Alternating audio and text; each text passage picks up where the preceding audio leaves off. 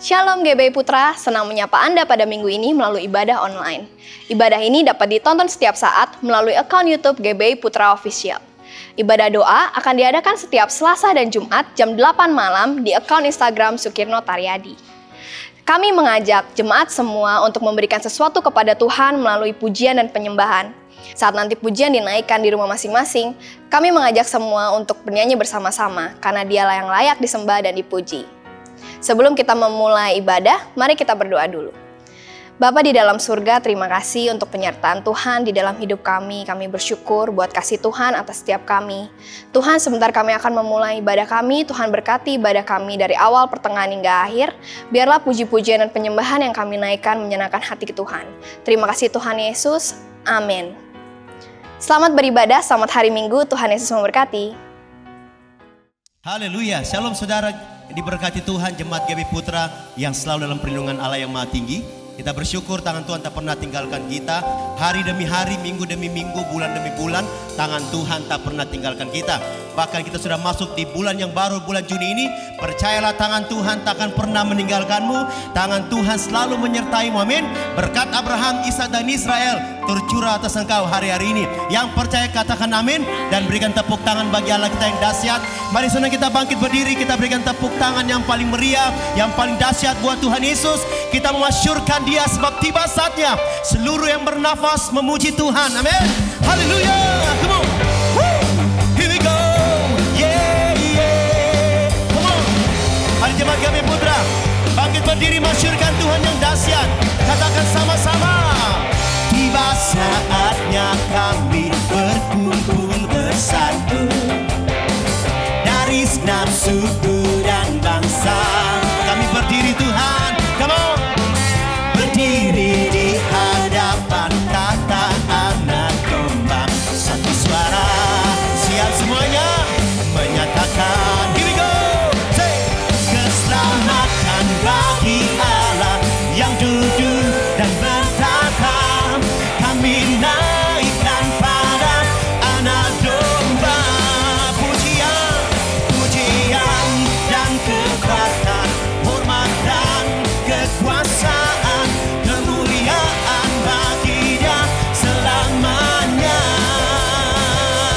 Berikan sorak-sorai buat Tuhan yang dahsyat, Tuhan yang hebat. Oh yeah. Mari jemaat GBI Putra, angkat tanganmu, katakan tiba. Say, tiba saatnya kami berkumpul bersatu, amin. Dari segenap suku dan bangsa, come on. Berdiri di hadapan tata anak domba. Satu suara, siap semuanya, here we go. Menyatakan 1, 2, say, keselamatan bagi Allah yang duduk dan bertata. Kami naikkan pada anak domba. Ini pujian kami Tuhan. Pujian dan kekuatan, hormat dan kekuasaan, kemuliaan bagi Dia selamanya. Yeah. Bersorak bagi Tuhan yang dahsyat. Wow, wow, wow. Kami angkat tangan kami sembah. Yeah, yeah. Wow, wow, wow. Berikan tepuk tangan buat Allah yang dahsyat. Katakan, keselamatan bagi Allah yang duduk dan bertata. Kami naikkan pada anak domba. Ini pujian kami. Pujian dan kekuatan, hormat dan kekuasaan, kemuliaan bagi Dia selamanya. Say, keselamatan bagi Allah yang duduk dan bertata. Kami naikkan pada anak domba. Say, pujian dan kekuatan, hormat dan kekuasaan, kemuliaan bagi Dia selamanya. Kemuliaan, kemuliaan bagi Dia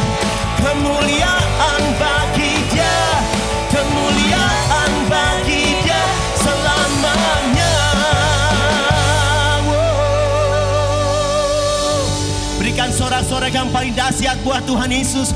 Sebab semuanya memuji Tuhan. Satu suara senada dengan surga, memasyurkan Tuhan yang hebat.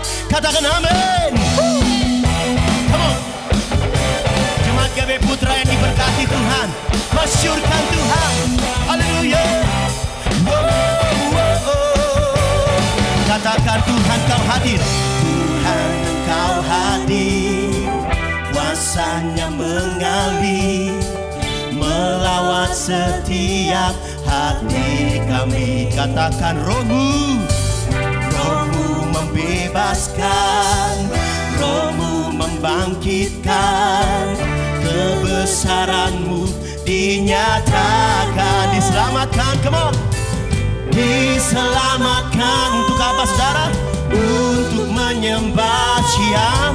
Datanglah kerajaanmu di dunia. Say, di hadapan tatamu semua lidah menyatu, nyanyikan pujian senada dengan surga. Kami datang bersatu, sembah puji namamu, semesta bersuka bersama dengan surga. Tepuk tangan sorak-sorai, senada dengan surga. Haleluya. Mari jemaat GBI Putra katakan, Tuhan engkau hadir, Tuhan engkau hadir, kuasanya mengalir, melawan setiap hati kami. Rohmu membebaskan kami, rohmu membebaskan, rohmu membangkitkan. Amin. Kebesaranmu dinyatakan. Satu suara, come on. Diselamatkan untuk apa? Untuk menyembah Dia. Datanglah kerajaanmu di dunia. Say, di hadapan tatamu seluruh jiwa menyatu, nyanyikan pujian senada dengan surga. Oh, kami datang bersatu, sembah puji namamu, semesta bersuka bersama dengan surga. Musik memuji Tuhan. Haleluya. Agungkan Dia. Terima kasih Tuhan. Kami berdiri di mezbamu, kami mengangkat tangan kami senada dengan surga. Yeah. Angkat tanganmu, katakan, di hadapan tatamu seluruh jiwa menyatu, nyanyikan pujian senada dengan surga. Oh, kami datang bersatu, sembah puji namamu, semesta bersuka. Siap, lari lompat buat Tuhan. 1, 2, go. Di hadapan tatamu seluruh jiwa menyatu, nyanyikan pujian senada dengan surga. Kami datang bersatu, sembah puji namamu, semesta bersuka bersama dengan surga.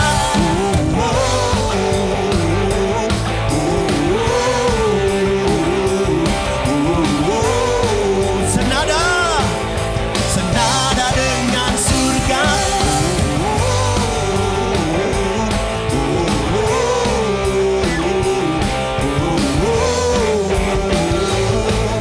Senada dengan surga. Berikan tepuk tangan buat Allah yang dahsyat, lebih lagi buat Allah yang hebat, buat Yesus Kristus Tuhan.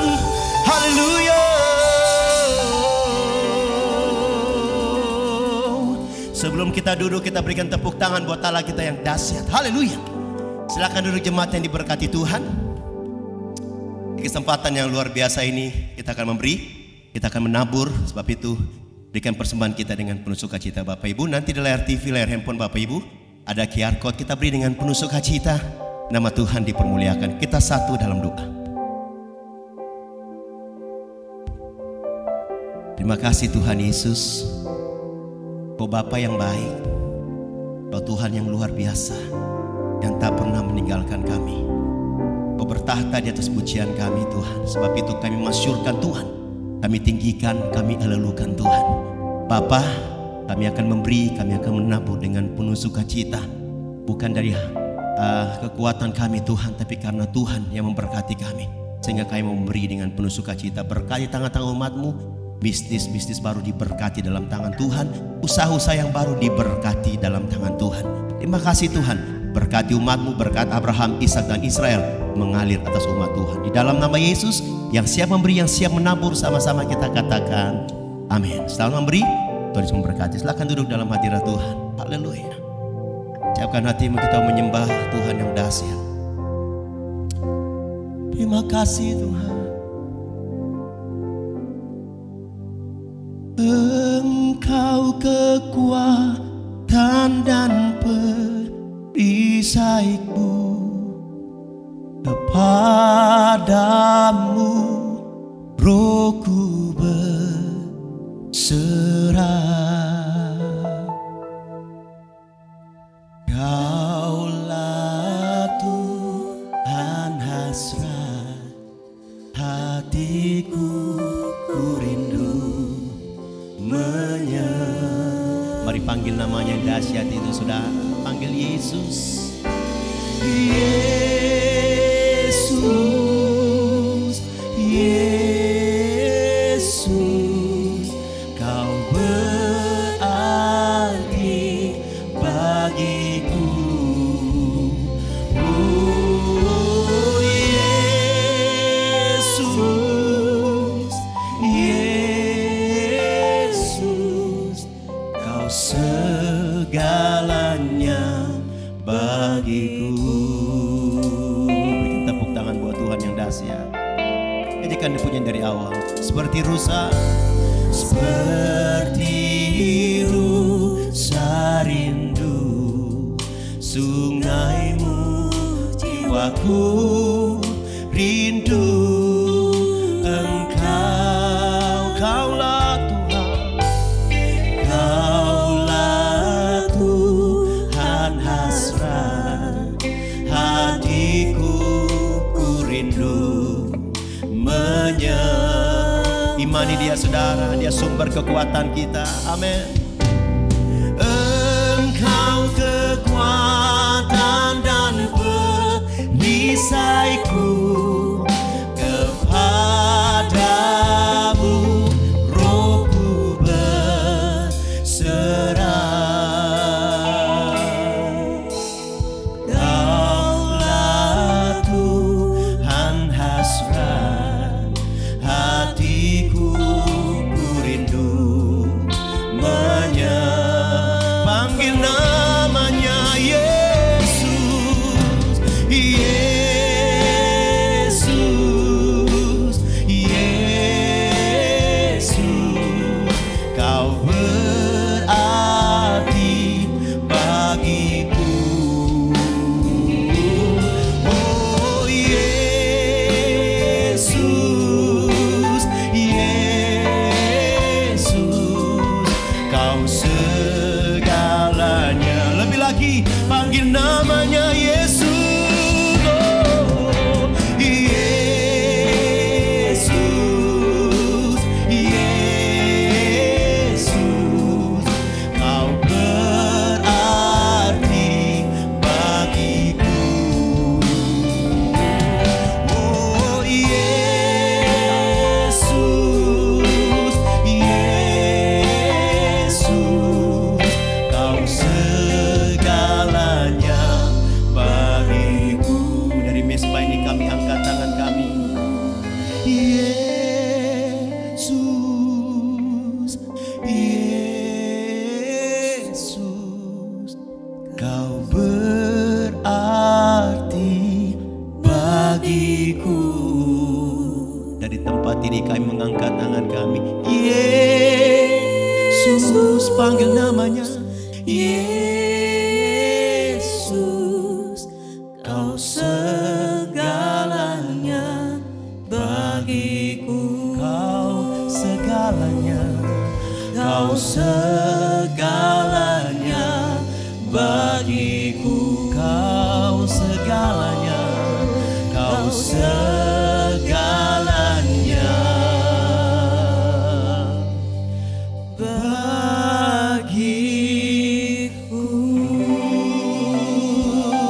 Mari sembah Dia, angkat tanganmu, sembah Dia.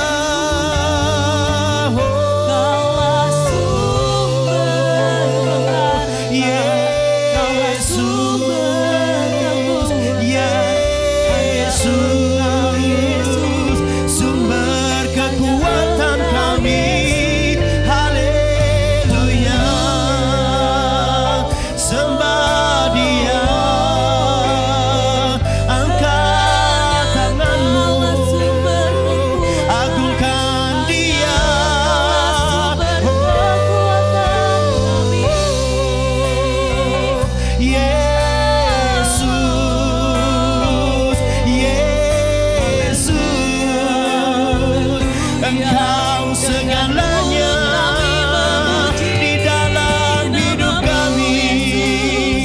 Engkaulah Tuhan, Engkaulah Raja yang disembah. Oh, haleluya, haleluya, haleluya. Engkau dimasyurkan, Wiramaya Syadara. Haleluya, haleluya. Hosana bagimu, Raja semesta alam, Yesus Tuhan.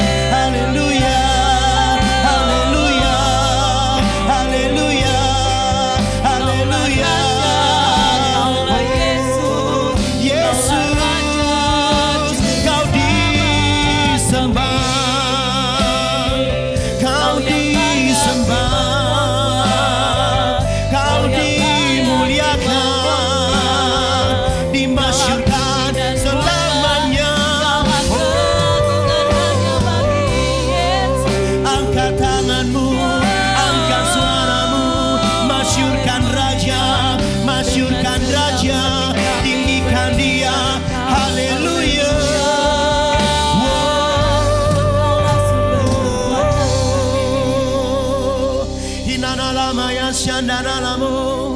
Inanalamaya Shandaralamo, Inamaya Nalamaya Shandaralamo. Haleluya.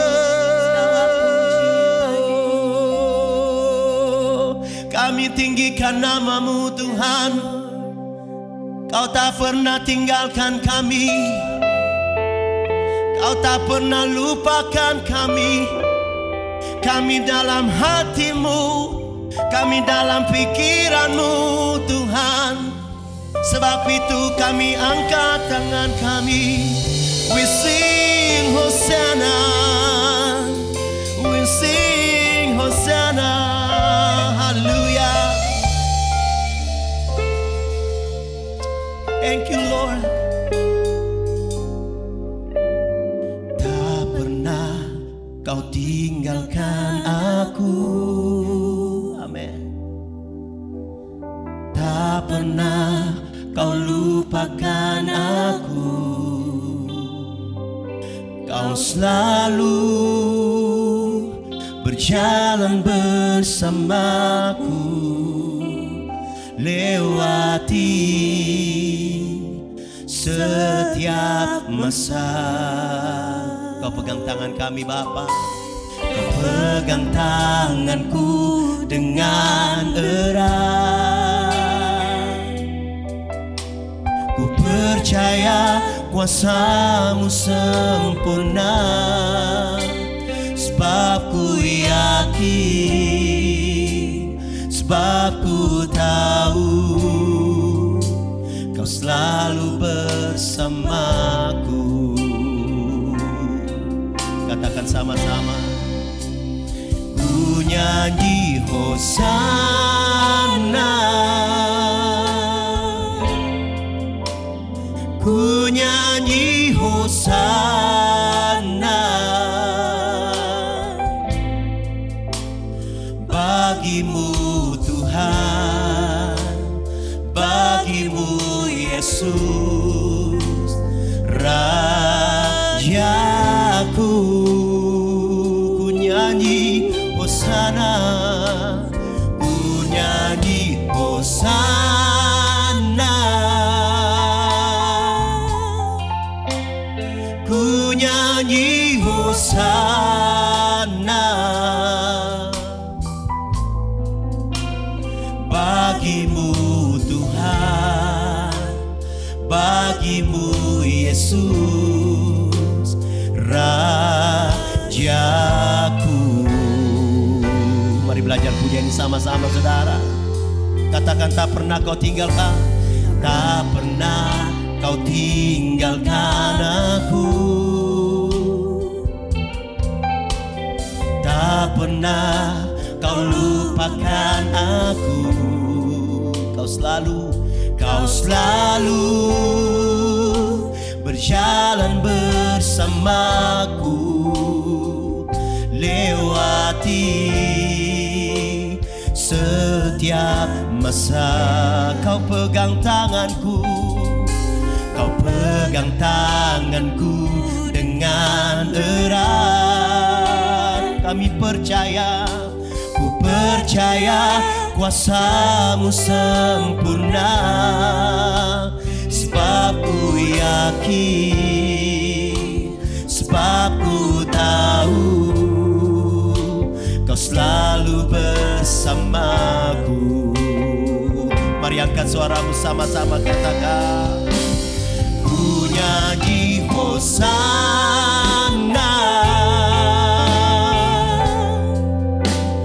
ku nyanyi Hosana, bagimu Tuhan, bagimu Yesus, Rajaku, Rajaku. Ku nyanyi Hosana, ku nyanyi Hosana, ku nyanyi Hosana, bagimu Tuhan, bagimu Tuhan, bagimu Yesus, Rajaku, Rajaku. Biar musik memuji Tuhan, angkat tanganmu, sembah, naikkan syukur di hadapan Tuhan. Haleluya. Terima kasih Tuhan.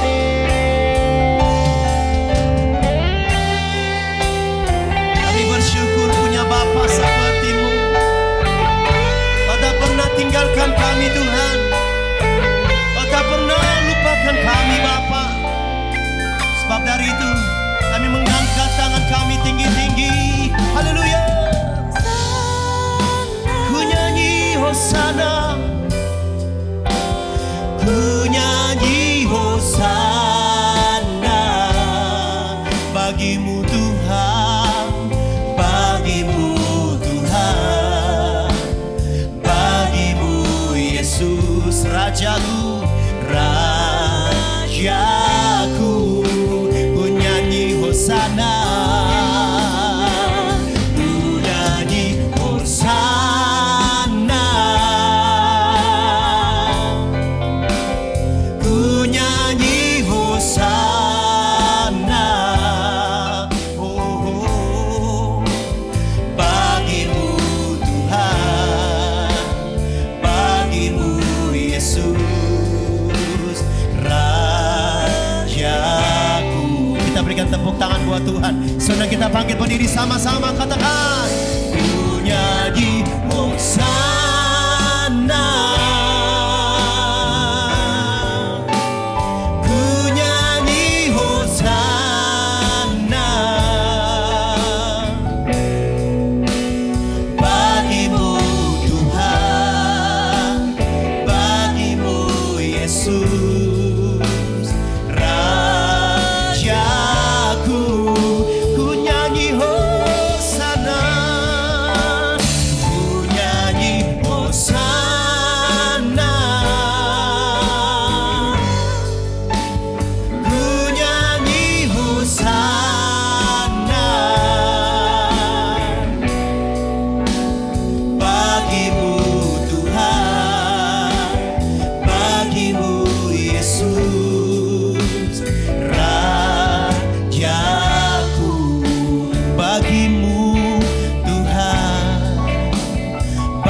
bagimu Tuhan, bagimu Yesus, Rajaku, bagimu Tuhan, bagimu Tuhan, bagimu Yesus.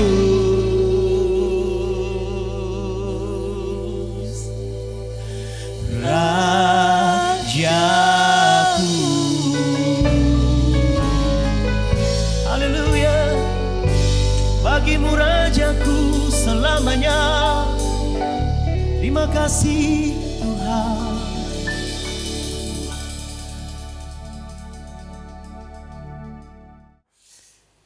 Saudara terkasih yang dikasih oleh Tuhan, Shalom semuanya dan selamat beribadah dalam ibadah online kita di GBI Putra. Saudara terkasih, kita masih sangat amat terbatas, masih ibadah online terus. Dan melihat situasi yang ada, barangkali beberapa bulan ke depan kita masih akan terus ibadah online. Sekalipun kita terbatas, tapi Tuhan sama sekali tidak terbatas. Kuasanya itu sanggup menjamah saudara dan saya di rumah kita masing-masing. Jadi mari kita datang pada hari ini, masuki ibadah kita dengan suatu keyakinan, pengharapan dan iman akan jamahan Tuhan atas hidup saudara dan saya. Jadi mari dengan penuh sukacita, kita sama-sama datang ke hadapan Tuhan dalam doa kita berfirman Tuhan. Mari kita berdoa. Segala puji syukur kami naikkan ke hadapan Tuhan yang sudah berbicara, yang sudah menyatakan kehendak-Mu dan isi hati-Mu melalui Alkitab.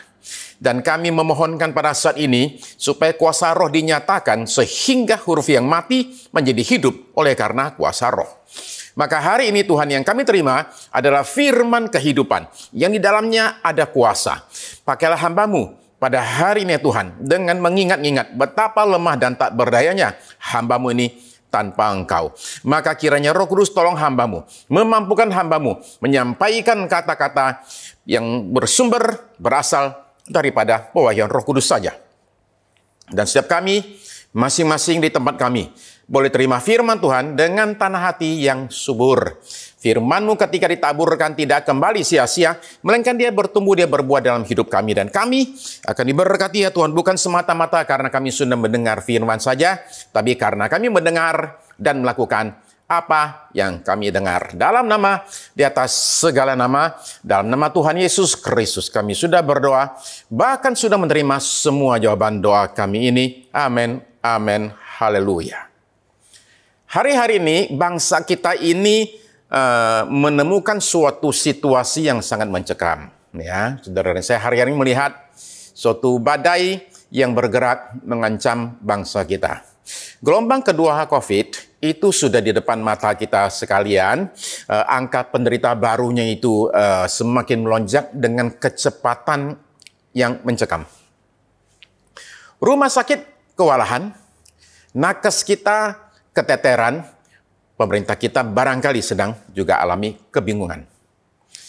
Tapi anehnya, mal tetap ramai, jalan tetap macet, pantai masih ada kerumunan. Ya. Kok bisa gitu ya? Apakah orang Indonesia itu sakti? Ya jelas enggak, saudara sekalian. Ya. Tapi kenapa orang berani keluar dan kumpul-kumpul sekalipun pandemi belum berlalu? Kenapa jutaan orang masih mudik sekalipun sudah dilarang jelas bahkan oleh presiden kita sendiri? Ada yang bilang begini, penyebabnya karena orang Indonesia tidak tahu bahaya tuh. Tapi di negara-negara maju seperti Inggris ternyata hal yang demikian terjadi juga. Orang tetap mau berkumpul, tetap mau keluar, tetap mau bersosialisasi di tengah jumlah penderita COVID yang semakin meningkat. Apakah orang tidak takut dengan penyakit ini? Nah, ada berbagai penyebabnya, jelas. Tapi salah satunya adalah karena yang namanya pandemic fatigue atau COVID fatigue alias capek pandemi atau capek COVID. Saudara sekalian, apa itu capek COVID? Ya, tiap hari COVID terus. Lama-lama kita jadi capek COVID. Ya. Malaysia itu sedang alami yang namanya gelombang keempat. dengan ribuan kasus satu hari. Penyebabnya capek COVID. WHO dalam publikasinya itu menuliskan bahwa pandemi yang terjadi terus-menerus untuk jangka agak panjang itu bisa membuat orang menjadi tidak semangat dalam mematuhi prokes. Seperti yang biasa kita tahu, cuci tangan, pakai masker, jauhi kerumunan. Ya. Jadi orang jadi capek karena kelamaan. Ini yang disebut dengan nama capek pandemi tadi itu. Ya. Jadi capek pandemi ditandai dengan kendornya pelaksanaan prosedur protokol kesehatan. Ya. Nah ini sampai kapan? Sampai kapan adalah pertanyaan orang yang capek. Gelombang 1 selesai. Sekarang gelombang kedua. Ntar ada gelombang 3, 4, 5. Sampai kapan? Kapan situasi akan jadi normal? Kapan kita bisa keluar rumah tanpa ada rasa takut? Kapan kita itu bisa ke mall tanpa khawatir? Kapan kita bisa makan di luar tanpa cemas-cemas? Kapan kita bisa ibadah seperti biasa? Dan ternyata saya temukan tidak hanya dengan COVID saja kita capek. Ada yang capek dengan masalah dan pergumulan yang lain. Ada yang capek dengan masalah keuangan, ada yang capek dengan masalah rumah tangga, ada yang capek dengan penyakit, baik penyakit diri sendiri ataupun penyakit orang lain. Ada yang capek bukan dengan masalah, tapi dengan situasi yang monoton. Ya, capek dengan pekerjaan yang gitu-gitu aja, capek dengan status yang gitu-gitu aja, capek dengan hubungan yang gitu-gitu aja. Ya. Nah, capek diam di rumah terus, capek ketemu dengan wajah yang sama terus, capek makan yang itu-itu terus, capek. Maksud saya, ada banyak sekali alasan untuk kita capek dalam hidup ini. Kita bisa capek akan banyak hal. Nah, tapi yang dimaksud dengan capek kan bukan capek secara badan, capek fisik, tapi capek secara mental. Lebih baik sih capek fisik lah daripada capek mental. Ya. Capek fisik diselesaikan dengan istirahat dan tidur. Tidur, udah besoknya bangun, nggak capek lagi. Nah, capek fisik itu bikin tidur enak. Capek mental itu bikin tidur nggak enak. Bahkan nggak bisa tidur. Seandainya saja gerakan kita tidak dibatasi, saudara-saudara sekalian. Kita ini bisa pergi rekreasi. Sehingga capeknya bisa dikurangin lah. Ya. Tapi dalam masa begini, ketika terjadi pembatasan, ya, bagaimana caranya orang bisa menemukan penyegaran yang dia butuhkan supaya nggak capek? Oh, ada Pak, drakor. Yes, drakor Pak. Ya, Park In-hye, kemudian Sun Guyon, kemudian ada lagi Lee Bong-sor ya. Itu kalau kita lihat yang mereka itu seneng Pak ya. Lee Bong-sor badannya gede gitu ya. Kemudian Sun Guyon dia mainnya lucu. Kalau Park In-hye orangnya mantap nggak pindah-pindah. Tapi kalau nonton drakor malah jadi jengkel. Gara-gara apa? Gara-gara si Lee Sundul itu nggak jadian sama Shen Shin-seon ya. Nah jadinya nyebelin juga nonton drakor itu. Yang lain makan Pak, makan itu menghibur. Apalagi BTS meal yang warna unyu-unyu itu.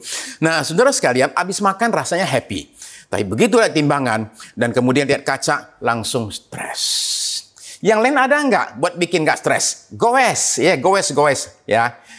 Mantap ya, pakai reben minus, kemudian pakai baju ketat kesempitan, menampilin lemak di depan belakang kiri kanan ya, kemudian bukan main, waduh mantap sekali.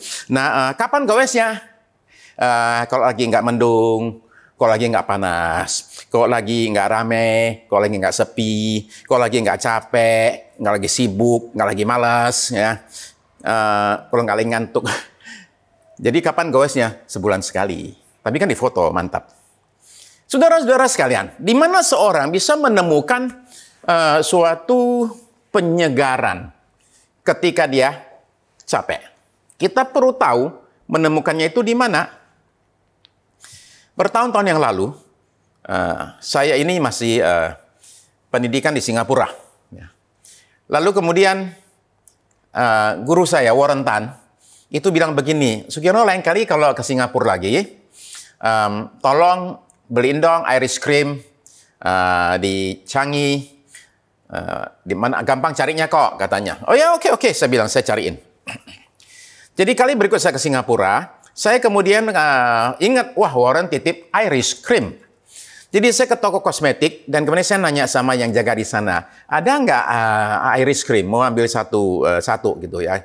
Mereka bilang iris cream itu apa? Saya bilang ya semacam kosmetik lah ya. Oh gitu ya. Kayak apa merek? Saya nggak tahu tuh. Katanya cuma bilang iris cream aja tahu. Dia bilang enggak, kita nggak pernah tahu iris cream. Aduh, saya tanya ke toko berikut nggak tahu juga. Akhirnya saya telepon sama guru saya itu Warren. Saya bilang Warren, itu you bilang iris cream ada di mana-mana. Saya udah nanya nggak ada. Dia bilang ada dong. Dia bilang, you tanya di toko mana? Saya bilang toko kosmetik. Dia ketawa ngakak-ngakak. Dia bilang saya pikir itu canggih banget. Iris cream itu nama minuman. Saudara-saudara sekalian, ini pelajarannya ya. Anda tidak akan pernah menemukan apa yang Anda cari.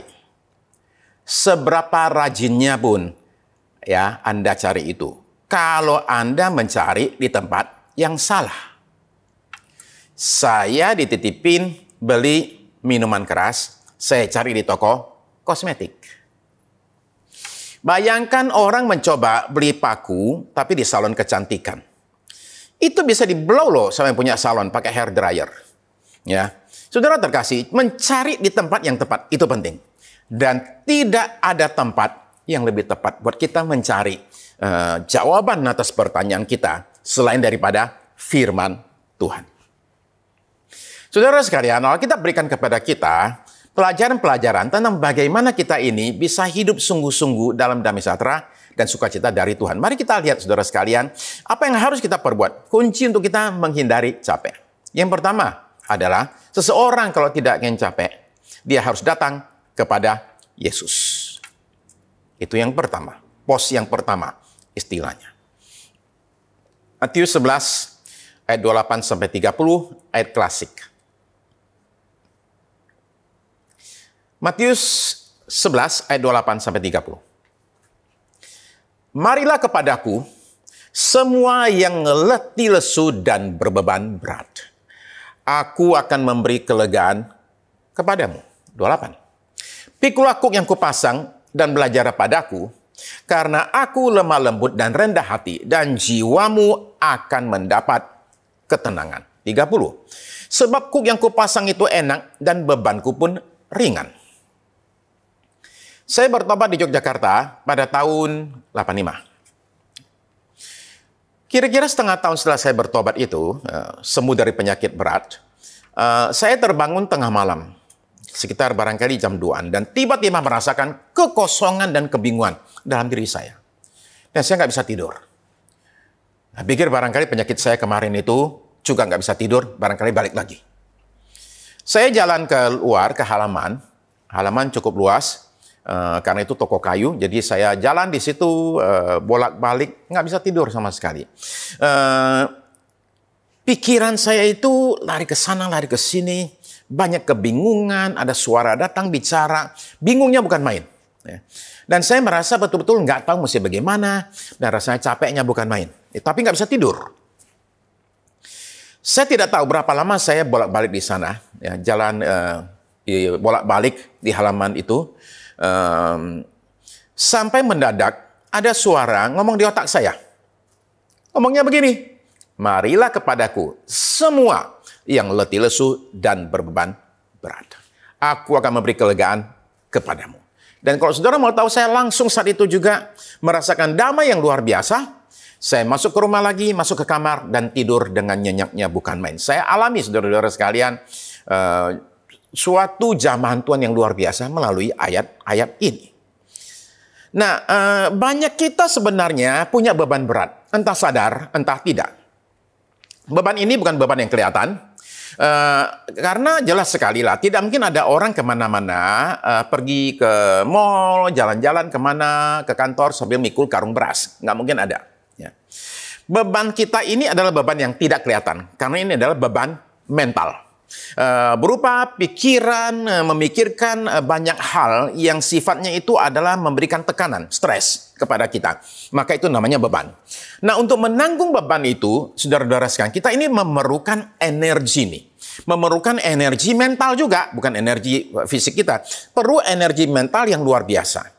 Nah, kalau bebannya itu banyak dan berat, maka energi mental kita habis buat memikul beban ini nih. Atau kadang bebannya itu tidak berat, tapi lama.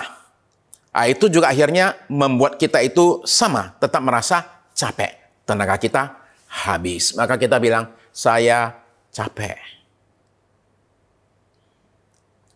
Nah, buat saudara yang capek pikiran, capek mental, Yesus itu memberikan undangan buat saudara dan saya. Suatu undangan yang demikian indahnya, sehingga ayat ini kita ini perlu baca berkali-kali. Marilah kepadaku, semua yang letih lesu dan beban berat. Aku akan memberi kelegaan kepadamu. Saudara perhatikan ya, semua. Jadi tidak ada pengecualian. Semua orang boleh datang. Tidak peduli latar belakangnya, tidak peduli agamanya, tidak peduli sekolahnya, tidak peduli bentuk matanya, warna kulitnya, rambutnya, nggak ada sama sekali. Semua orang diundang oleh Yesus untuk datang. Nggak ada syarat, Pak. Ada syaratnya. Apa syaratnya? Orang ini harus letih lesu. Dia mesti capek. Dia mesti punya beban berat. Mereka yang tidak merasa letih lesu, nggak punya berat, merasa tidak perlu Yesus. Tapi kita semua tahu, saudara sekalian, Anda tahu juga, ketika Anda punya beban berat, maka berlakulah ini undangan buat kita semua. Untuk kita datang kepada Yesus, syaratnya kita ini berbeban berat. Terus Yesus memberikan janji ini, aku akan memberi yang namanya kelegaan kepada kamu. Nah, kelegaan itu kita dapat karena beban kita diambil alih oleh Yesus. Jadi kita tidak usah lagi harus pikul beban yang memang mestinya tidak kita pikul ini. Nah, ini bukan berarti masalah kita langsung selesai ya, tidak sama sekali. Bisa jadi iya, tapi enggak semua kasus masalahnya langsung selesai saat kita datang kepada Yesus dan menyerahkan beban kita itu. Tetapi karena kita menyerahkan beban kita kepada Yesus, maka masalah tidak lagi menjadi masalah. Ya. Masalahnya tetap mesti dibereskan, tapi dia tidak lagi bikin kita capek. Lalu Yesus berkata, jiwamu akan mendapat ketenangan. Nah, saudara perhatikan ini luar biasa buat saya yang membaca ini. Kenapa? Karena rupanya Yesus itu tahu benar bahwa capeknya kita bukan capek fisik. Capeknya kita adalah capek pikiran dan capek mental. Maka dia berkata, jiwamu akan mendapat ketenangan. Bukan badanmu dapat ketenangan atau tanganmu jadi nggak capek. Enggak. Tapi jiwamu, pikiranmu akan mendapatkan ketenangan. Nah, banyak kita lakukan kesalahan ini. Memikul beban yang tidak seharusnya kita pikul. Ya. Saudara-saudara sekalian, beban apapun juga yang kita pikul dalam hidup kita, itu harus diserahkan kepada Yesus. Kalau kita mau merasakan yang namanya kelegaan dan ketenangan. Untuk itu kita mesti bersedia rendahkan hati kita. Dan kita mesti datang. Ya. Saya menemukan di sini Yesus begitu mengasihi kita. Sehingga dia tidak mau maksa kita. Dia beri kita suatu undangan. Marilah kepadaku. Nah, sekarang bergantung kepada kita masing-masing. Kita ini mau datang atau tidak. Tidak usah susah-susah. Tidak usah bayar. Ya. Tidak usah nunggu kapan-kapan. Tapi sekarang juga, saat ini juga, saudara bisa datang kepada Yesus dan berkata, Tuhan, aku ini capek. Dan aku tidak tahu mesti bagaimana. Tuhan, tolong aku supaya bebanku ini diambil alih. Sehingga aku bisa pikul kuk yang dari Tuhan yang enteng adanya. Saudara-saudara sekalian, Yesus itulah yang menjadi sumber daripada semua kelegaan dalam hidup kita. Jikalau saudara saat ini banyak beban dan merasa capek, saya ajak kita datang kepada Kristus, sumber damai sejahtera dan sukacita buat kita. Jadi yang pertama, saudara sekalian, kita datang kepada Yesus. Yang kedua, saudara-saudara sekalian, kita mesti belajar menemukan arti di balik pekerjaan yang terasa dan kelihatan biasa-biasa saja. Ya. Kayak ayat klasik juga, saudara sekalian. Kolose pasal 3, ayat 23. Apapun juga yang kamu perbuat, perbuatlah dengan segenap hatimu, seperti untuk Tuhan dan bukan untuk manusia. Saudara perhatikan ya, ini luar biasa nih ya. Apapun juga yang kamu perbuat, katanya, perbuatlah dengan segenap hatimu seperti untuk Tuhan dan bukan untuk manusia. Ya. Nah, banyak hal dalam hidup ini kesannya biasa-biasa saja. Ya. Seringkali kita lakukan hal yang terasa membosankan. Itu saja, rutin sekali. Sementara orang lain kelihatannya sedang menyelamatkan dunia, kita ini lagi jemur kuaci, lagi ngikat bacang, lagi ngerebus air.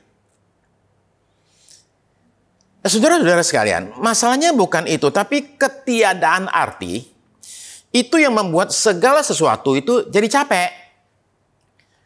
Ngurusin anak menjadi capek kalau kita tidak menemukan artinya, ya, makna daripada pekerjaan tersebut. Ya. Masuk kantor tiap hari itu juga bikin capek kalau kita tidak menemukan arti di balik pekerjaan yang rutin ini. Jadi kalau demikian, arti itu bisa ditemukan di mana? Jawabannya simpel, di mana-mana. Saya baca cerita tentang satu orang namanya Rick Field. Rick Field ini bapaknya dan kakeknya dari dua pihak ya, papa mamanya, itu adalah dosen di sekolah paling bagus di dunia namanya Harvard. Rick Field sendiri itu adalah lulusan dari Andover dan Yale, perguruan tinggi yang top-top. Jadi ini orang yang pintar, cerdas, keturunannya itu semua pintar-pintar. Saudara-saudara tahu nggak kerjanya dia apa? Setelah kerja di mana-mana, di berbagai tempat, Rick Field akhirnya memutuskan untuk berhenti semua dan menjadi seorang pembuat acar. Ya, acar timun, acar kembang kol, acar lobak. Bahkan dia bikin yang namanya acar roti. Rick Field sudah 10 kali memenangkan lomba festival acar internasional. Rupanya ada juga tuh, lomba acar sedunia. Saudara sekalian, apa pandangan Rick tentang acar? Coba dengar baik-baik ya. Kata Rick Field, dunia ini begitu gila dan ruwet.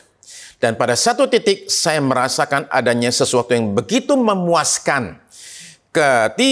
Kalau bisa menaruh sesuatu di toples, ditutup, disimpan, diliatin, lalu kasih ke seorang, lalu move on istilah dia. Ya. Bayangkanlah seorang lulusan perguruan tinggi menemukan kepuasan dan arti dari membuat acar. Saya kasih contoh lagi dari ibadah, saudara sekalian. Pelayanan yang dianggap nggak ada arti kalau ibadah tatap muka adalah yang namanya penyambut tamu, greeters. Ya biasalah. Kerjanya apa sih, modalnya apa? Modalnya cuma sorongin tangan aja gitu aja. Lom. Demikianlah lom itu kita bilang, aduh ini mah yang paling nggak ada artinya ini nih. Ya.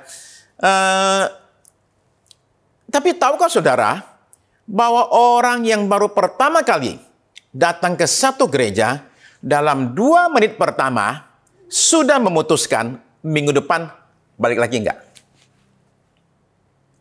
Dalam 2 menit pertama itu siapa yang dia temui? Yang lom tadi itu. Sehingga saya menyimpulkan bahwa penerima tamu di gereja itu tidak kalah pentingnya dengan pengkhotbahnya. Pengkhotbahnya bagus banget. Tapi penyambut tamunya jutek banget. Ya, sama juga bohong. Saudara-saudara sekalian, jadi ketika kita menemukan arti dari apa yang kita kerjakan, maka kita tidak akan capek. Nah, yang namanya arti atau makna selalu terkait dengan tujuan.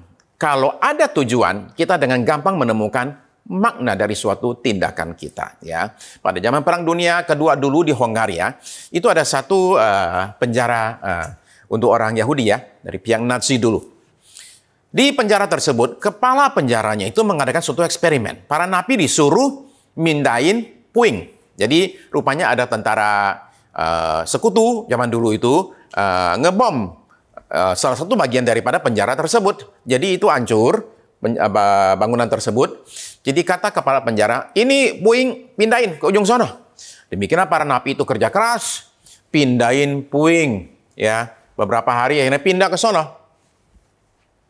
Habis pindah ke sana, kepala penjara bilang, pindahin balik. Waduh, para napi bilang begini, kurang ajar ya, dia bikin kesalahan, kitanya yang disuruh betulin kesalahannya. Tuh udah pindah. Demikian dibalikin lagi puingnya ke tempat semula. Begitu sudah selesai, berapa hari kemudian, kata kepala penjara, balikin lagi tempat yang tadi. Ini tambah ngaco ini orang ini. Tapi apa boleh buat, namanya tahanan. Mereka pindah lagi ke sebelah sana. Begitu selesai, pindahin lagi ke tempat semula. Nah, mendadak para napi itu sadar. Wah, ini orang kurang ngajar. Dia rupanya mau ngerjain kita. Suruh kita lakukan pekerjaan yang nggak ada artinya. Nggak ada tujuannya. Bolak-balik gitu aja. Beberapa hari kemudian, korban mulai muncul. Ada yang saking nggak tahannya, disuruh kerja pekerjaan yang nggak ada artinya, nggak ada tujuan, nggak ada gunanya. Bak memutuskan untuk larikan dirinya, tempelin badannya ke kawat pagar listrik, sehingga meninggal. Sebagian lagi kayak orang gila. Kepala penjara bilang demikian, rupanya benar juga ya, saya punya teori nih.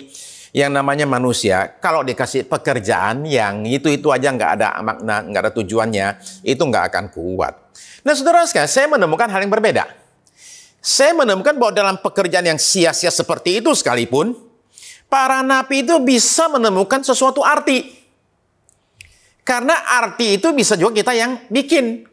Ya, kita yang membuat arti dari sesuatu tindakan yang mungkin terasa orang lihat sia-sia. Kayak seperti contoh, pekerjaan mindahin puing itu, ya, mindah puing dari sini ke sana bolak-balik, itu jangan dilihat sebagai sia-sia. Umpama ini bisa dilihat sebagai bentuk olahraga, lumayanlah olahraga, ya. Atau pengisi waktu, saudara sekalian, daripada duduk bengong di dalam sel. Atau ini kesempatan untuk jemur di matahari. Kesempatan di suasana yang di luar sel. Karena toh saudara sekalian, orang kalau angkat besi itu kan cuma ngangkat-ngangkat. Emang tujuannya apa itu? Ya, angkat, turunin, angkat, turunin, angkat, turunin. Gitu-gitu aja tuh. Oke? Tapi kan ada tujuannya. Nah, jadi saudara sekalian, sebenarnya bisa ditemukan arti dalam bahkan pekerjaan yang terasa sia-sia. Tapi saudara-saudara sekalian, arti yang sejati itu kita temukan, kita kaitkan dengan kekekalan. Sebab kalau semua yang kita lakukan ini hanya selesai sampai di sini, lalu habis semuanya hilang, sesudah kita mati, untuk apa itu dikerjakan? Jadi karena itu kita mesti memikirkan aspek kekekalan di dalam segala yang kita perbuat, saudara sekalian. Kita temukan arti kita ketika kita kaitkan apa yang kita perbuat dengan kekekalan. Ya. Saya kasih contoh ya, sebagian ibu-ibu sekarang lagi pusing sama yang namanya matika. Teman kita dulu tuh waktu di sekolah itu, udah kita tinggalin dia tuh, nggak mau ketemu lagi sama dia. Tahu-tahu gara-gara sekarang anak-anak sekolah dari rumah, terpaksa kita ketemu lagi sama si matika ini nih, ya, yang kita sebelin dari dulu itu. Sekarang terpaksa ngajar anak. Dan sekarang terpaksa mikirin dulu, 15 tahun lalu, waktu itu, lupa lagi semua rumus, ya. Ngajarin anak matematika. Ada nggak maknanya? Ada nggak sisi kekekalannya? Saya nggak akan jawab. Tapi saudara sendiri mesti bisa menemukannya. Ada nggak perbuatan yang sia-sia, yang nggak ada makna? Menurut saya ada sih. Apa itu? Yaitu yang namanya doom scrolling. Doom scrolling itu apa? Doom scrolling adalah kecenderungan seorang untuk menelusuri berita atau media sosial secara terus-menerus, terutama dalam mencari berita negatif. Contoh simple. Tiap hari nonton berita hanya buat tahu hari ini COVID tambah berapa banyak. Itu doom scrolling. Nah, ini dilakukan berjam-jam. Menghabiskan waktu dan energi untuk berita yang mencemaskan. Kebiasaan ini dapat menimbulkan efek buruk secara kejiwaan. Ya, secara mental, psikis itu membuat kita itu menjadi orang-orang yang cemas dan capek. Saudara. Ya, itu mesti kita hindari. Saudara sekalian, untuk tidak capek, nomor 1, kita mesti datang kepada Yesus. Nomor 2, kita menemukan arti di balik pekerjaan kita yang sebenarnya biasa-biasa saja. Kita kerjakan apa yang kita kerjakan. Kata Kolose, seolah-olah kita kerjakan buat Tuhan dan bukan buat manusia. Jadi kembali ketika para ibu-ibu barangkali sedang bantuin anak. Ya, ngerjain PR-nya itu. Bisakah ini dilihat sebagai suatu bentuk yang kita perbuat untuk Tuhan. Dan bukan buat anak kita. Termasuk juga pekerjaan yang lain. Hal yang lain yang kelihatan biasa-biasa saja. Kita bisa lakukan itu dengan kita lakukan buat Tuhan. Termasuk ngikat bacang? Iya, ngikat bacang juga saudara sekalian. Oke, termasuk itu juga. Lakukan buat Tuhan. Nah, sekarang yang ketiga saudara sekalian adalah seseorang itu perlu banyak bersyukur. Ini klasik, oke? Ya, ini klasik. Tapi perlu terus-menerus diingatkan karena kita cenderung lupa, ya. Ini kedengarannya biasa-biasa aja, tapi memang ada kuasa yang luar biasa di balik yang namanya ucapan syukur, ya. Bersyukur itu membuka mata kita untuk melihat kebaikan di balik kegagalan. Bersyukur itu membuat kita bisa melihat keindahan di balik kekacauan. Bersyukur itu membawa kita melihat tangan Tuhan di balik setiap pergumulan dalam hidup manusia.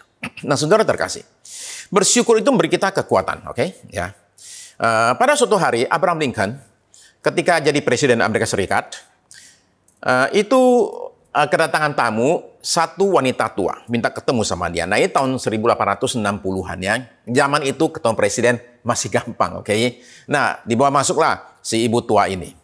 Abraham Lincoln begitu ketemu ibu ini langsung menanyakan pertanyaan yang sama yang dia tanyakan kepada setiap tamunya. Apa yang bisa saya bantu?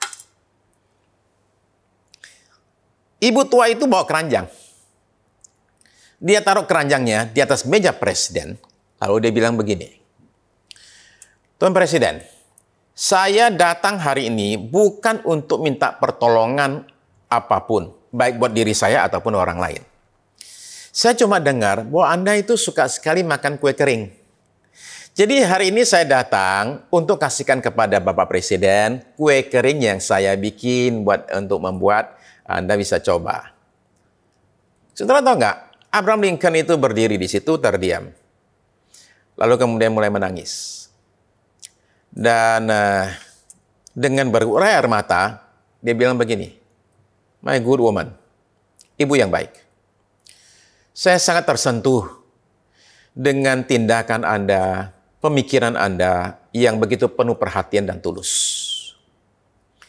Ribuan orang sudah datang ke kantor ini sejak saya jadi presiden. Semuanya punya permintaan. Anda adalah yang pertama yang datang ke sini tanpa minta apapun dari saya." Saya nggak bilang saudara-saudara, jangan minta apa-apa sama Tuhan ya. Enggak sama sekali, bukan demikian. Oke, enggak, ya. Saya cuma berpikir, apakah sekali-kali kita tidak juga berusaha seperti ibu tadi? Di antara jutaan orang yang hari ini berdoa, minta tolong sama Tuhan. Ya. Bisa tidak kita datang ke hadapan Tuhan hanya untuk bersyukur saja, hanya untuk bilang, terima kasih Tuhan, luar biasa apa yang Tuhan kerjakan atas hidup kami semua. Terima kasih Tuhan yang sudah banyak menolong kami. Terima kasih Tuhan. Itu saja. Kita cuma bilang terima kasih. Terima kasih. Tuhan ada. Okay. Yeah. Sebab saudara-saudara sekalian, ketika kita bersyukur, sebenarnya ya yang dapat berkatnya itu bukan Tuhan, tapi kita sendirilah. Kalau saudara tahu bahwa yang namanya ahli bersyukur dianggap paling top sedunia, itu adalah seorang bernama Robert Emmons, seorang psikolog sekaligus peneliti. Ya, nah si Robert Emmons ini, jadi menurut saya luar biasa juga bahwa seorang yang dianggap pakarnya soal bersyukur ternyata bukan pendeta, ya, tapi seorang dosen peneliti. Ya. Nah, Emmons ini, saudara sekalian, itu menghabiskan waktunya, karirnya, untuk meneliti seluk-beluk tentang ucapan syukur. Ya. Nah, penelitiannya itu kemudian dikumpulkan dalam satu buku judulnya The Gratitude Project. Perhatikan judulnya, How the Science of Thankfulness Can Rewire Our Brains for Resilience, Optimism, and the Greater Good. Proyek bersyukur, bagaimana ilmu berterima kasih bisa mengatur ulang otak kita untuk ketahanan, optimisme, dan kebaikan yang lebih besar. Intinya, saudara sekalian, hasil riset bertahun-tahun menunjukkan bahwa bersyukur itu bisa membuat kita itu menjadi lebih kuat. Dalam artian fisik, tubuh kita itu lebih punya daya tahan menghadapi penyakit, termasuk COVID. Ya. Kita ini lebih jarang sakit, termasuk menghadapi depresi, dan bersyukur itu membuat kita menjadi orang yang lebih optimis melihat hidup ini dan lebih bahagia. Ya. Nah, ini kata-kata Robert Emmons di dalam buku tersebut. Perhatikan kata-katanya ya. Justru di tengah kondisi krisis, kita akan dapat paling banyak manfaat dari cara pandang yang penuh syukur atas hidup ini. Di tengah-tengah kelelahan, ucapan syukur memiliki kuasa untuk menguatkan. Di tengah-tengah kehancuran, ucapan syukur memiliki kuasa untuk menyembuhkan. Di tengah-tengah keputusasaan, ucapan syukur memiliki kuasa untuk membawa pengharapan. Dengan kata lain, justru di tengah-tengah pandemi pada saat ini, di tengah-tengah segala ancaman dan krisis yang kita alami dalam hidup kita, justru di tengah-tengah keadaan demikian, kita akan dapat berkat terbesar melalui ucapan syukur kita. Saudara-saudara sekalian, inilah senjata Tuhan untuk kita semua. Sebab Alkitab banyak sekali berisi perintah kepada kita semua untuk bersyukur dalam segala keadaan. Bahkan bersyukur dikatakan sebagai kehendak Allah. Kita baca, saudara sekalian, ayat klasik lagi. 1 Tesalonika pasal 5 ayat 18. 1 Tesalonika pasal 5 ayat 18. Mengucap syukurlah dalam segala hal, sebab itulah yang dikehendaki Allah di dalam Kristus Yesus bagi kamu. Mari kita stop sebentar untuk bertanya. Selama ini, saya ini juara mengeluh atau juara bersyukur? Coba stop sebentar dan mikir, saudara sekalian. Apakah saya selama ini juara mengeluh atau juara bersyukur? Apakah kita adalah orang-orang yang kalau buka mulut isinya itu hanya komplain? Isinya itu hanya keluhan, hidup susah, capek, gak enak. Apakah demikian, saudara sekalian? Atau kita orang-orang yang bisa mengatakan, oh terima kasih Tuhan, luar biasa. Banyak hal terjadi tidak baik, tapi Tuhan tetap luar biasa menyertai aku. Ya. Saudara sekalian, dunia saat ini penuh dengan alasan untuk orang mengeluh. Ada pandemi, krisis ekonomi, krisis moral, kerusakan lingkungan, ancaman perang, macam-macam. Tapi di tengah-tengah semua berita negatif ini, saudara sekalian, saya juga percaya bahwa selalu ada alasan untuk kita bersyukur. Mengapa? Karena di balik semua ini saya melihat dengan berdasarkan iman akan firman Allah, ya, bahwa Allah turut bekerja dalam segala sesuatu untuk mendatangkan kebaikan. Saya beriman kepada hal demikian dan karena itu saya melihat di mana-mana tangan Tuhan bekerja. Termasuk dalam hal-hal yang mestinya kata orang tidak baik. Di situ saya tetap bisa melihat tangan Tuhan bekerja. Karena itu saudara sekalian, maka dalam hidup kita orang percaya mengasihi Tuhan, yang terpanggil sesuai dengan rencana Tuhan, maka dalam hidup kita segala sesuatu di dalamnya itu Allah turut bekerja untuk mendatangkan kebaikan. Jikalau demikian saudara-saudara sekalian, maka kita tidak lagi merasakan capek dalam apa yang kita perbuat. Bahwa secara manusiawi kadang-kadang kita rasa capek, itu benar. Kadang-kadang rasa capek saya juga alami. Tapi bedanya adalah begitu kita ada rasa capek demikian, kita nggak lama-lama di situ. Hanya sebentar, lalu kita menyadari, oh terima kasih Tuhan. Tuhan tetap bekerja di balik sesuatu yang kelihatannya tidak enak ini. Bisakah saudara dan saya melihat tangan Tuhan bekerja di tengah-tengah semua kekacauan di dunia saat ini, dan kita bisa bersyukur. Dan semua capek kita hilang. Saya tutup dengan cerita ini. Betty Tucker akhirnya pensiun setelah bekerja selama 35 tahun. Dia pensiun dengan diiringi oleh air mata dari sekian pelanggannya, yang sebenarnya tidak setuju, tidak mau terima dia pensiun. Tapi apa boleh buat? Ya. Apa sih pekerjaan si Oma Betty ini? Ya. Oma ini adalah tukang masak di kantin shift tengah malam ya, di rumah sakit anak di kota Chicago. Nah, saudara sekalian, saya pakai kata si Oma ini berhasil pensiun. Kenapa? Karena pada tahun 2012 dia mau pensiun. Ketika ada berita dia mau pensiun, direktur utama rumah sakit, CEO-nya itu sampai turun ke basement untuk membujuk si Oma ini, jangan pensiun dulu. Rumah sakit mau pindah lokasi. Tolong ikut ke lokasi yang baru, paling nggak Anda kerja 1 tahun lagi di sana. Ya. Jadi ya udah nggak jadi pensiun, oke? Dia ikut ke tempat yang baru. Mau berhenti lagi akhirnya 2 tahun kemudian, 2014. Tapi satu residen itu dokter yang lagi pendidikan spesialis. Satu residen itu bilang sama si Oma begini, tolong jangan pensiun sebelum saya selesai pendidikan. Demikianlah si Oma lanjut lagi sampai 2016, 35 tahun, dia akhirnya bisa berhasil pensiun. Ketika dia pensiun, koran Chicago Tribune menurunkan satu artikel khusus untuk mengenang tukang masak di kantin tengah malam itu. Apa yang hebat dari si tukang masak ini?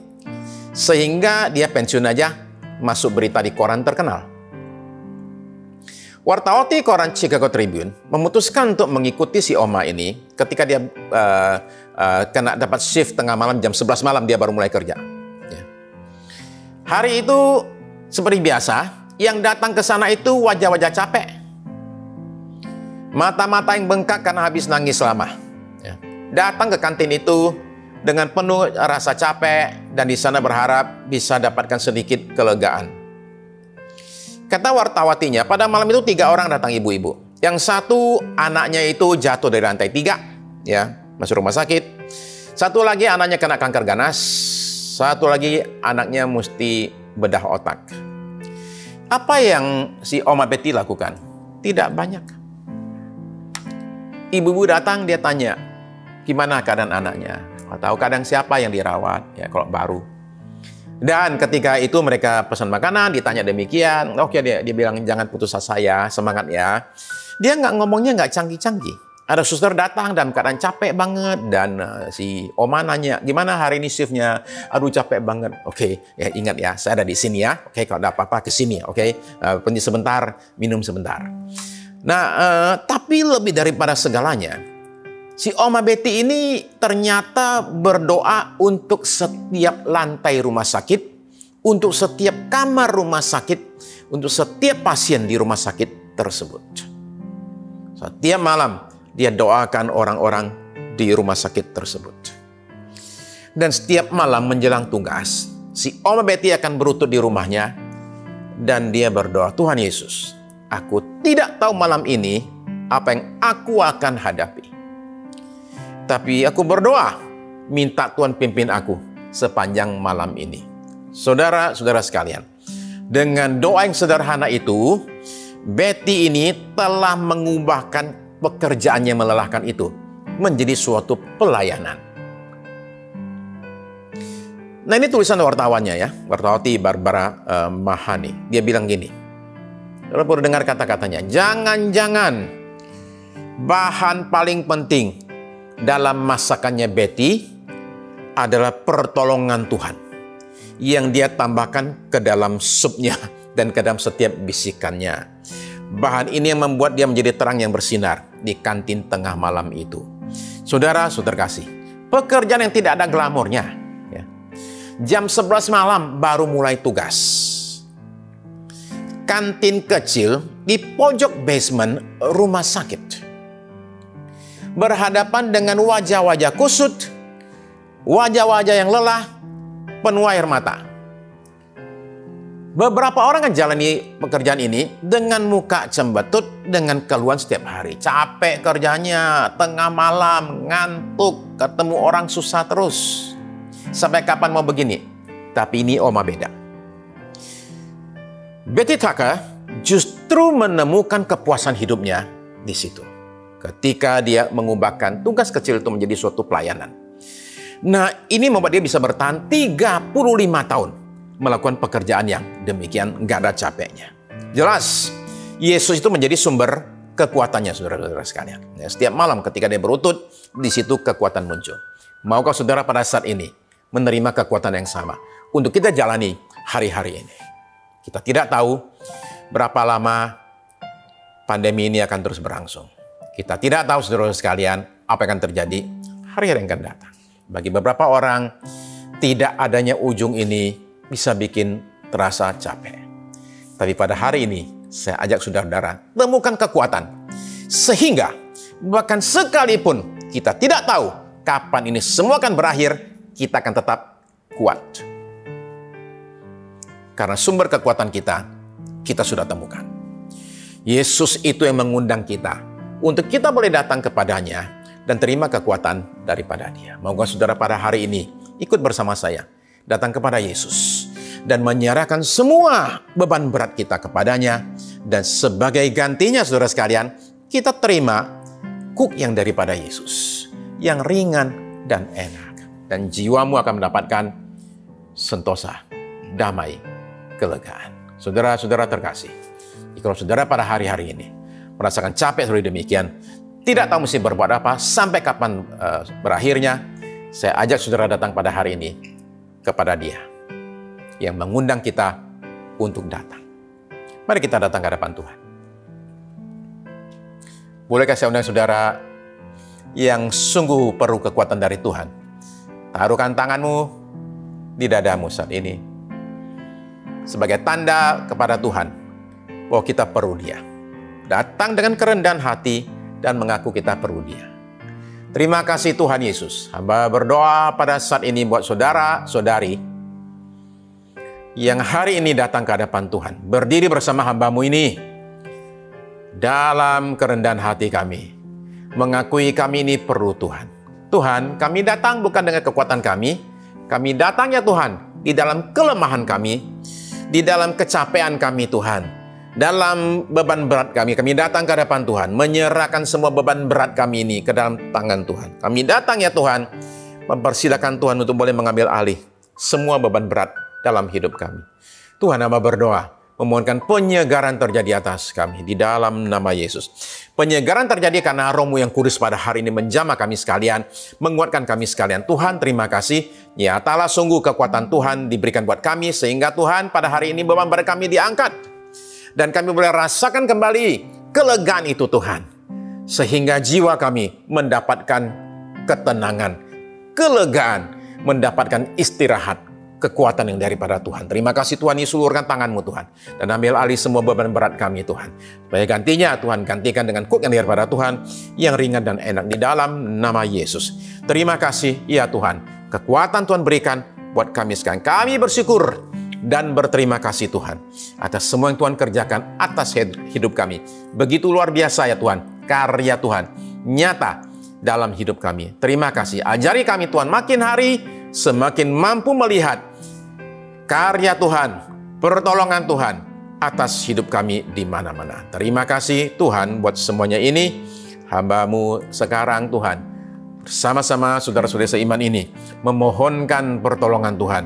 Campur tangan Tuhan atas bangsa kami Tuhan. Dalam situasi yang demikian mencekam saat ini, Tuhan, kami berdoa, memohonkan Tuhan boleh menyatakan suatu karya yang ajaib atas bangsa kami. Sehingga oleh karena pertolongan Tuhanlah, bangsa kami dilalukan dari krisis yang semakin bertambah. Tuhan, kami minta tidak apa-apa.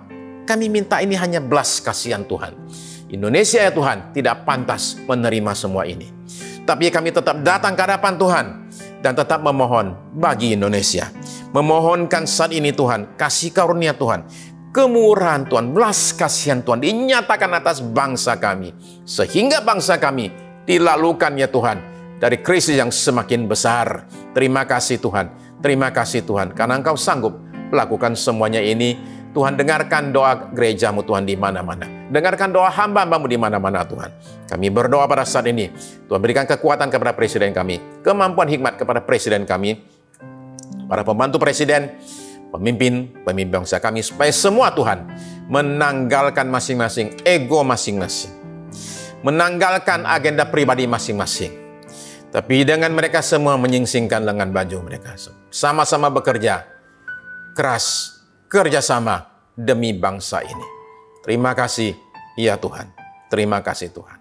Kami ingin menyatakan nasib bangsa kami bukan di tangan manusia, tapi di tangan Tuhan. Kiranya Tuhan, kehendak-Mu, rencana-Mu belas kasih menjadi atas Indonesia. Terima kasih Tuhan, sama berdoa pada saat ini. Mohonkan berkat Tuhan dilimpahkan, berupa kesembuhan bagi yang sakit. Bagi yang sakit COVID Tuhan Yesus, hamba doakan pada saat ini, kuasa yang ajaib boleh bekerja dalam tubuh kami. Sehingga kesembuhan kami dapatkan segera di dalam nama Yesus. Kami disegarkan kembali, dikuatkan kembali ya Tuhan. Nafas kami Tuhan, yang Tuhan berikan buat kami, menjadi lancar kembali. Tubuh kami segar kembali di dalam nama Yesus. Terima kasih Tuhan, dan mereka Tuhan yang saat ini sedang isolasi mandiri, hamba berdoa pada saat ini kuasa juga menjamah kami. Sehingga di tengah-tengah isolasi ini, kami dalam penjagaan Tuhan. Dijauhkan dari segala virus yang jahat, dari segala bakteri jahat, dari segala kuman jahat. Lindungi kami umat-Mu ya Tuhan Yesus. Pagari kami Tuhan, payungi kami ya Tuhan. Jauhkanlah Tuhan rumah kami, jauhkanlah anggota keluarga kami dari segala sakit penyakit. Di dalam nama Yesus Tuhan, terima kasih. Nyatakan lebih jauh Tuhan, bahkan berkat Tuhan. Sehingga kesembuhan terjadi bukan hanya bagi diri kami, tapi juga bagi anak-anak kami, pasangan kami, orang tua kami. Kesembuhan terjadi tidak hanya buat fisik kami, tapi keuangan kami juga Tuhan. Bahkan juga rumah tangga kami Tuhan. Bahkan juga jiwa kami Tuhan. Bahkan hati kami semua. Tuhan terima kasih. Kesembuhan terjadi atas kami semua di dalam nama Yesus. Terima kasih Tuhan, terima kasih. Kami terus berharap hanya kepada Engkau saja. Sekarang ya Tuhan, berkati tim Praise and Worship, berkati tim media, berkati saudara-saudari yang berulang tahun di minggu yang sudah lalu.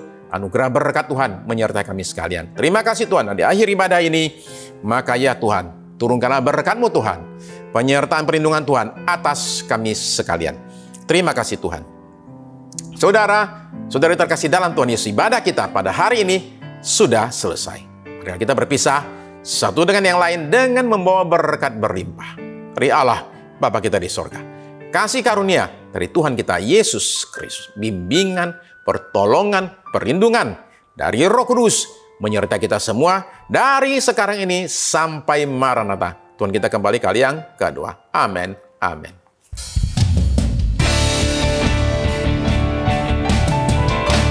Terima kasih Yesusku, terima kasih Yesusku, puji syukur hanya bagi Tuhanku.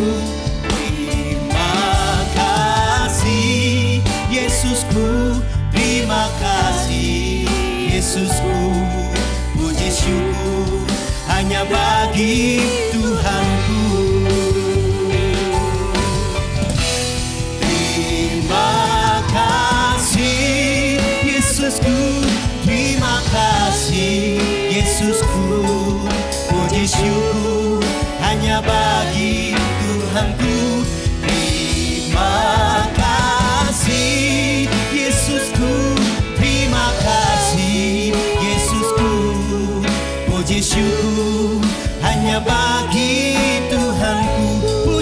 syukur, puji syukur hanya bagi Tuhanku. Puji syukur, puji syukur